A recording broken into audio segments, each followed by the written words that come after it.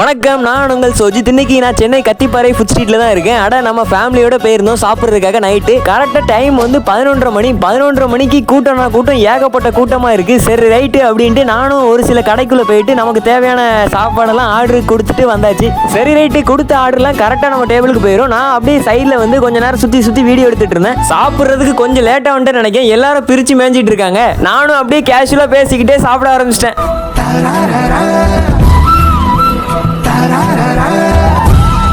அப்படியே நானும் எல்லாத்தையும் எடுத்து சாப்பிட்டு பிரிச்சு மேய்ஞ்சிட்டு இருந்தேன். டேஸ்ட்லாம் பார்த்தீங்கன்னா எல்லாமே தரமாக சூப்பராக இருந்தது. அப்புறம் லாஸ்ட்டாக ஒரு சாலட் சாப்பிட்டு முடிச்சுக்கிட்டேன். வீடியோவை முடிக்க போகிறது கிடையாது, கத்திப்பாறையில் சாப்பிட்டு முடிச்சாச்சு. இப்போ கோரா ஃபுட் ஸ்ட்ரீட்டுக்கு போய் சாப்பிட போகிறோம். இப்போ கரெக்டாக டைம் பார்த்தீங்கன்னா 1 மணி ஆகுது. இப்போவும் நிறைய பேர் வந்து சாப்பிட்டு இருக்காங்க.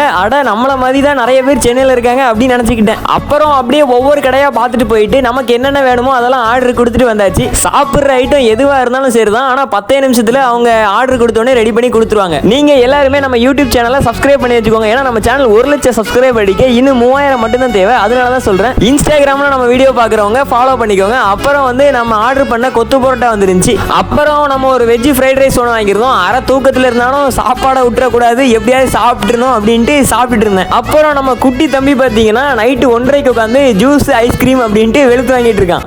1:30 உட்காந்து ஐஸ்கிரீம் சாப்பிட்றேன். என்னடா